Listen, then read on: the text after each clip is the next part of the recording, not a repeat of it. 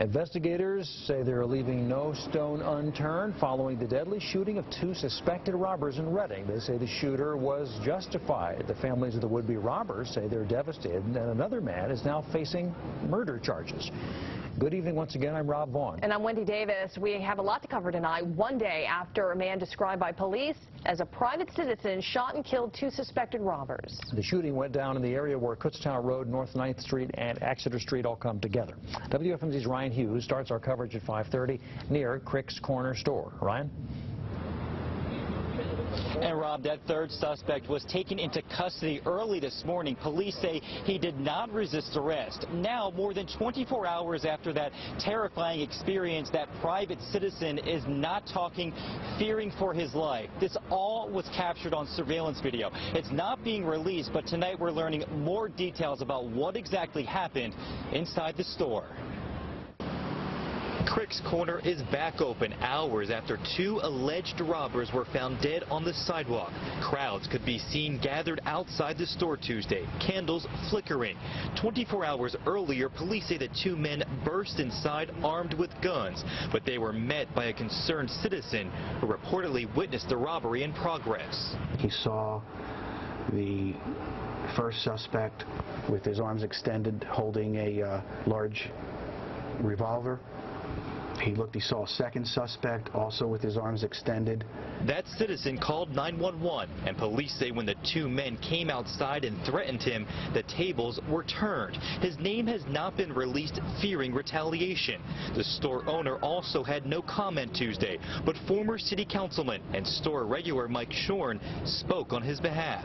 He's so sad by the whole thing, because it's bad for his business. It's very, very sad for obviously the result. Everything to say. Early Tuesday morning, 21-year-old Alexander Garcia Bialek kept his head down as he was led out of police headquarters. He was picked up at his home in Fleetwood, and police are calling him the getaway driver. He was charged as an accomplice because he was involved in the planning of this robbery where they targeted that store.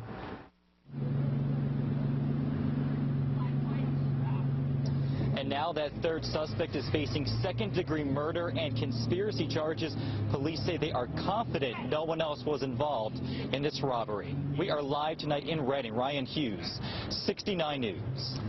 All right, thank you, Ryan. Reading police have released the names of the two masked men who were shot to death after allegedly robbing that store. 69 News spoke to each of their families today. Relatives say they are heartbroken by what happened, and they want justice for the men. WFMZ's Liz Kilmer is live now near the scene with more on that part of the story. Liz.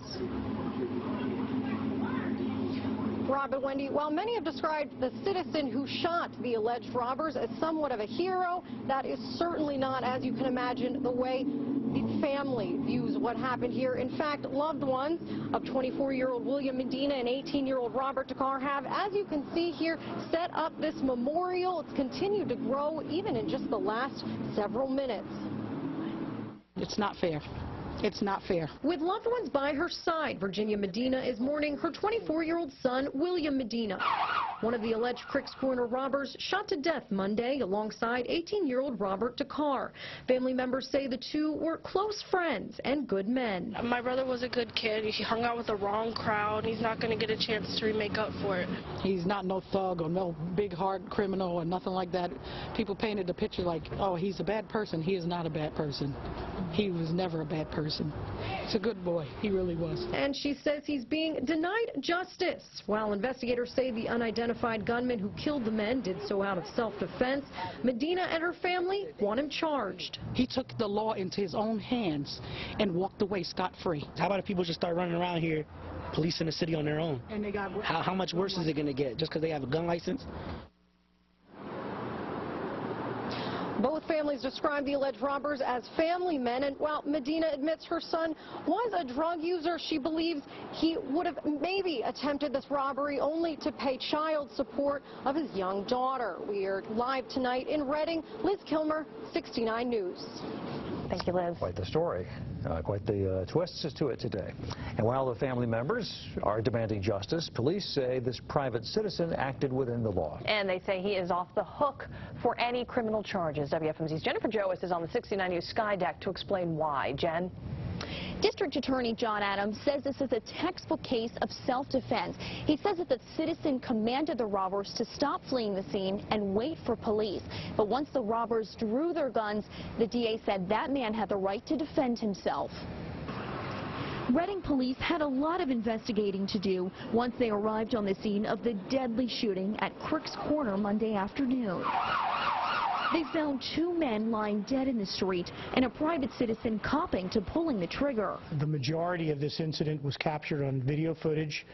We were able to review that video footage, and we also benefited from the fact that there were a number of witnesses. After extensively investigating this incident, police determined that the private citizen acted within the law when he tried to stop the two armed robbers from fleeing the convenience store. The DA says the private citizen demanded that they stop and wait for police.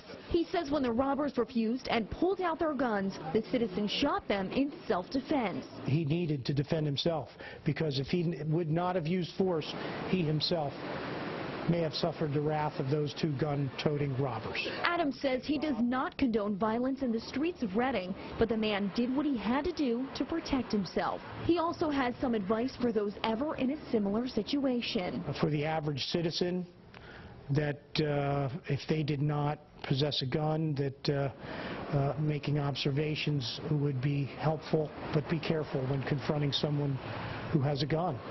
You have to be careful in those type of situations because no one wants to see anyone else get hurt. Now, in addition to being exempt from criminal charges, Adams says because of the Castle Doctrine, the citizen will not be able to be sued by the families. Live on the Sky Deck, Jennifer Joas, 69 News. Jennifer, thanks. Our coverage of the shooting continues online. Go to WFMZ.com to see our past reports on the shooting and a slideshow with pictures of police working the scene.